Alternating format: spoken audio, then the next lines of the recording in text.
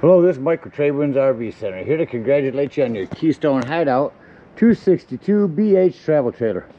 I'm going to walk you around it, show you how to use a few things to get the best out of your camping experience.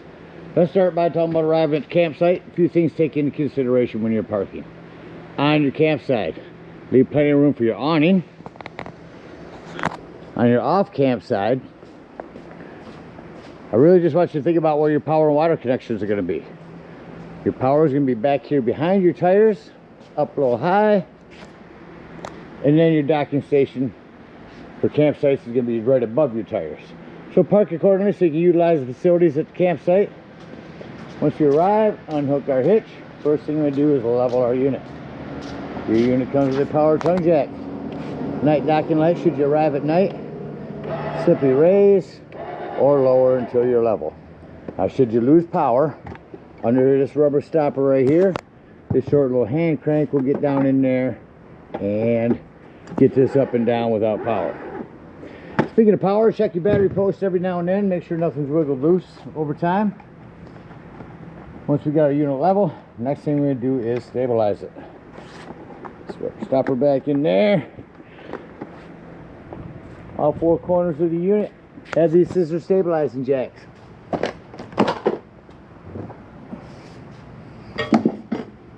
A 3/4 inch hand crank. You can use a drill gun or an impact driver and run this down with 3/4 inch socket on the end. I just recommend you slow down when you get to the bottom. You're also going to want to put down some stabilizing jack pads. Jack pads will protect the feet of your stabilizing jacks from dirt and debris and hot blacktop in the summer. Put them down. Get a 4-pack from our store with your 10% off coupon. Put them down and run these down just until they're taut. Remember, our unit's already level. All you want to do is run them down and stabilize them. So get all 4 of them down. Once you got your unit level and stable, we can hook up your power and water. So again, power cord over here, big long 30 amp cord, actually stores inside here. Pull it out from here, tuck it back in there when you're done. At the end of your cord, should you need to plug into a 110, in your convenience pack will be a 30 to 15 amp reducer. Got your power hooked up. Let's hook up water. At campsites, you're going to hook up to a city water connection. First off, you're going to grab yourself a water pressure regulator. That's going to reduce the water pressure to 40 to 50 psi.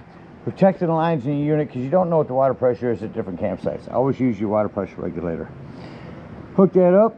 Hook up your hose. Don't turn your hose on yet. Let's find your hot water heater.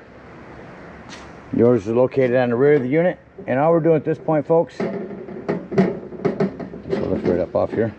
Make sure your drain plug's back in there. Get that in there nice and snug with some plumber's tape, not putty. Putty will gum up on you. Get some plumber's tape around that, get that in there, then you can go ahead and turn that hose on. After that hose has been on for a few minutes, you're going to go inside and open up all of our water lines, our sinks, our showers. Get them opened up, get a nice steady flow of water going through them, and then shut them off, and you're all set to camp. Now let's say we're not going to go to a campsite, we're going to go dry camping. In that case, you'll fill up your freshwater tank right here. No need for a water pressure regulator here. You can just gravity fill this with a hose. 2 ways to tell it's full. One is the overflow valve right there. Or 2 on the inside where you check the levels of your black and gray tanks. There's also a freshwater button. Keep an eye on it when you're filling it up. Once it's full, remove that hose, put your cap back on there, and then whenever you want to utilize that water, you'll turn on your water pump.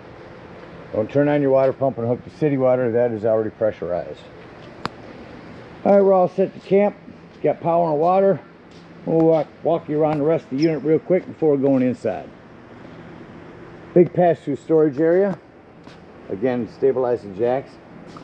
This is a flue for your furnace. A few things on that. 1, make sure it's never blocked. 2, if you are running your furnace, steer clear of it. It does get hot. And we sell bug guards for those too. Up here is a hood vent for your range indoors. Again, fresh water, city water, and an outdoor shower. Usually under your freshwater is a freshwater drain. Continue down the side is your power. your black and gray tanks. We'll talk about those when leaving the campsite. I recommend getting a cover for your spare tire. Keep it from sun rotting, dry rotting over time.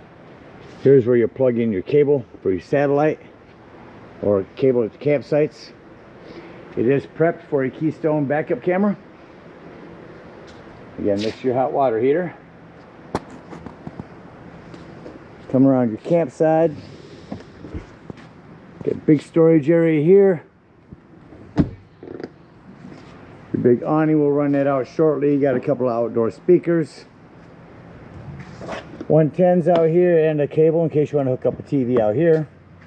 A leash link where you can put your pet. Up here is your hitch work. On your other side of your pass-through storage, your propane does have a cover. Comes with a regulator pointed toward the tank you wish to be using. Lefty-loosey to open.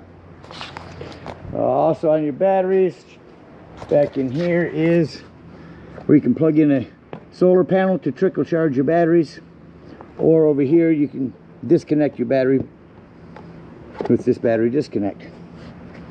Covers everything out here. Take a look on the inside. Alright, coming up beside your unit, first thing I always like to point out is your fire extinguisher.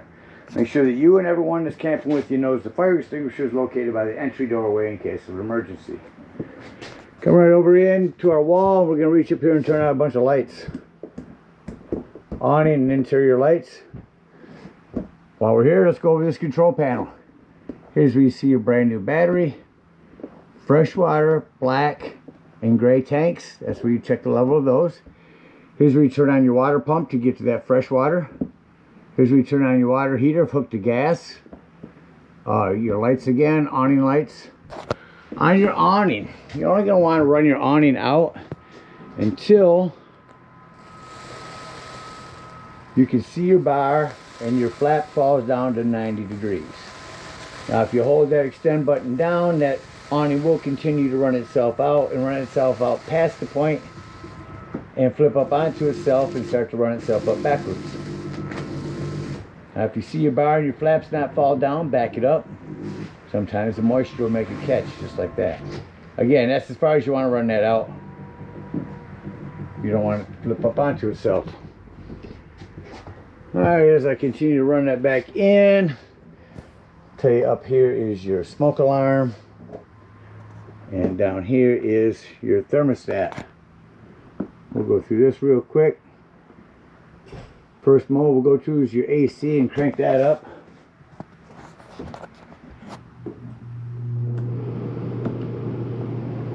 Your AC also has a quick dump here. Now I'm going to mode through all the way through to off. You'll notice your AC will shut off rather quickly.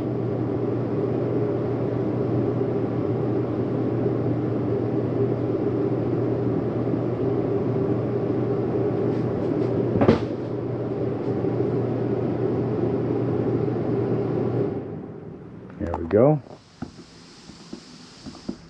Now I'm going to cycle through to your furnace. I'm going to crank that up. Alright. Now what I want you to notice, when I shut your furnace off, it will take about 2 minutes for that fan to cycle through before it shuts off. Alright, some paperwork to check out here. A lot of individual lighting throughout the unit. 110 with GFCI reset right here below your kitchen sink. You got a vacuum system. Hook up your hose here, turn it on here. Move that to the left, pull on that hole. There's your hose or your bag hooked up. You got a self-explanatory microwave. You got a light and fan above your cooktop. This top makes an excellent backsplash. Turn that on to light. Turn that on your spark and hit it. All these light up the same way. Same thing with your oven. You'll turn that to flame, hit your spark there. You can usually look on the metal here and you'll see the reflection of your pilot light. Make sure that is lit and then turn this to your desired temperature. You rock that panel light down, it becomes an oven light.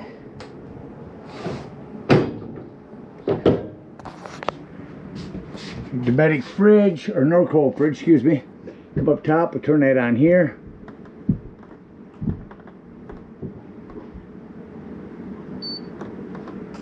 Alright, so whatever's white here is what you're controlling. For example, here's the freezer, and this is the fridge.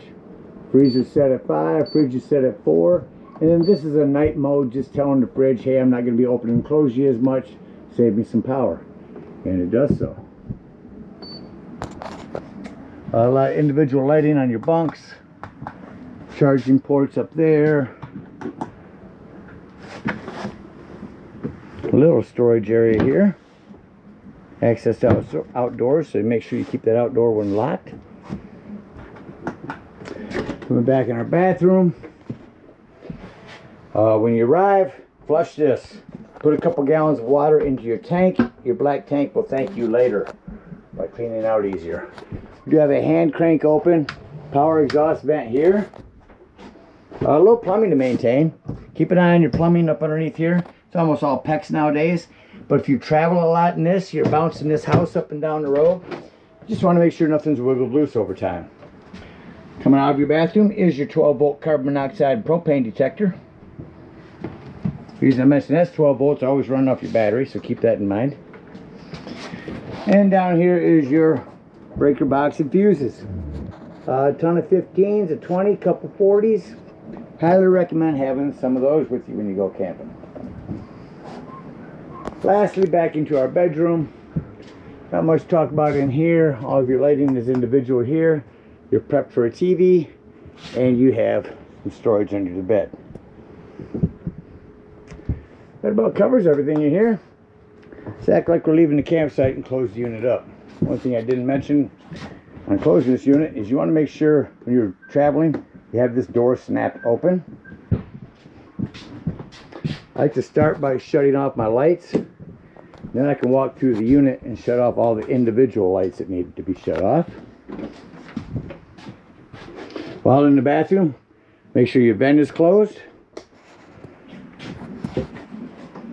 I'll come back over here, turn on interior lights and say doors and drawers.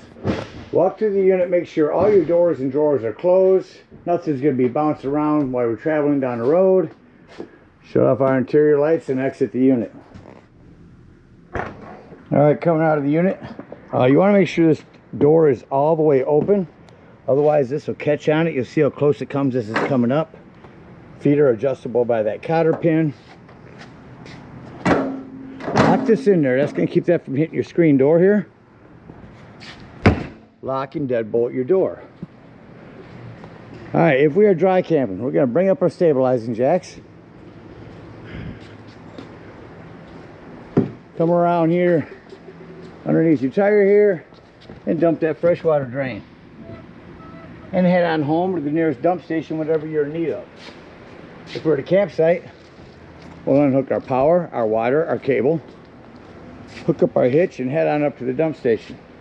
Now remember, at the dump station, your dump is going to be almost at the rear of the unit, in between your rear tires and the rear of the unit. You got a 10-foot hose, comes with your convenience pack. Hook that up and pull your black tank. That's going to be your sewage. And that sounds like it's no longer draining. Go inside, check the level of your black tank. If it looks good, come back out, close that black handle, and pull your gray handle. That's going to be cleaner water. It's your sinks and your showers. That's going to clean your sewage hose out for you. When that's done, you can conveniently, and more importantly sanitarily, store your sewage hose